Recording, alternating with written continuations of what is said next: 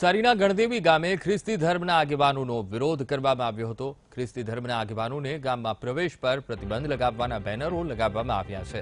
તો ગ્રામજનોનો આક્ષેપ છે કે ખ્રિસ્તી ધર્મના લોકો દ્વારા સ્થાનિકોનું ધર્મ પરિવર્તન કરવામાં આવી રહ્યું છે, જેને લઈને હળપતિ સમાજના આગેવાનોએ ગામમાં બેનરો લગાવ્યા। તેમનો આક્ષેપ છે કે થોડા વર્ષો પહેલા ગામમાંથી ઘણા લોકોએ ખ્રિસ્તી ધર્મ અંગીકાર કર્યો છે, ત્યારે ખ્રિસ્તી ધર્મ છોડી પરત આવવા આ લોકો પ્રયાસ પણ કરી રહ્યા છે। ત્યારે હળપતિ સમાજના લોકોએ વિરોધ કર્યો છે। તો ખ્રિસ્તી ધર્મના ધર્મગુરુઓને ગામમાં પ્રવેશ નિષેધ કરાયો છે। ખ્રિસ્તી ધર્મના આગેવાનોને ગામમાં પ્રવેશબંધી। ગણદેવી ગામે ખ્રિસ્તી ધર્મના આગેવાનોનો વિરોધ કરવામાં આવ્યો। બેનરો લગાવીને વિરોધ પ્રદર્શિત કરવામાં આવી રહ્યો છે। તો હળપતિ સમાજના આગેવાનોએ બેનરો લગાવ્યા, કારણ કે થોડા વર્ષો પહેલા ગામમાંથી ઘણા લોકોએ ખ્રિસ્તી ધર્મનો અંગીકાર કર્યો છે। ઘણા લોકો પાછા પણ આવ્યા છે હિન્દુ ધર્મમાં। તો ફરીથી એક પ્રયત્ન થઈ રહ્યો છે ધર્માંતરણનો, તો તે રોકવા માટે હળપતિ સમાજના આગેવાનોએ ગામમાં બેનરો લગાવ્યા છે।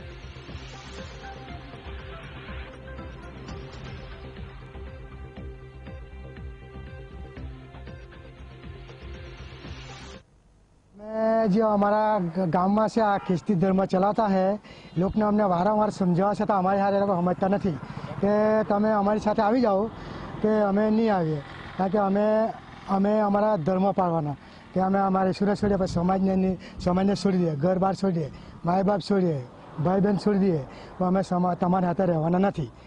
એ લોકો એમ કે અમે માંદા પડ્યા, અમે અંદર હારા થઈ ગયા, એ લોકોને ખોટા પ્રલોભન આપે, લલચાવે, પૈસા આપે, શાકભાજી આપે, એ લોકોને આવી રીતના પ્રલોભન આપીને એ લોકોને લલચાવીને એ લોકોને અંદર ખિસ્તીમાં જોડે।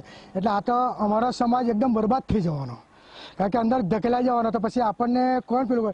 આ તો બધા ખિસ્તી થયા, એટલે અમે પછી એક સંગઠન કર્યું। અમારા દરેક મલાના ભેગા થઈને અમે એક બોર્ડ માર્યો કે હવે બહારની વ્યક્તિ કોઈ પણ ખિસ્તી લોકો આવે અંદર જવા નહીં દેવાનું અહીંયાથી। અમે અમારા હાથ છે તે જમણા હાથ મારો બહુ દુખતો ને એમ જૂઠો થઈ ગયેલો હાથ મારો। તો અમે મારા બાળક લાલ્લા ઉઠા મને છે તેના પૈસાની સગન નહીં ઉઠી મારા પછી, તો મારા બાળકને મેં ભણવા જામ કે પછી મેં શું કરું?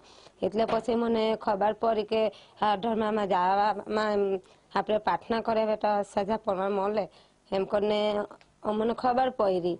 તો અમે આ ધર્મમાં અમે જીયા, તો અમે પ્રાર્થના કરાવી, તો અમને હારો થઈ જાય, એમ જૂઠો થઈ ગયેલો તો મારા હારો થઈ ગયો, એટલે મેં એ ધર્મમાં મેં જીલી ને મારું જીવન પરિવર્તન કર્યું છે મેં ખ્રિસ્તી ધર્મનું।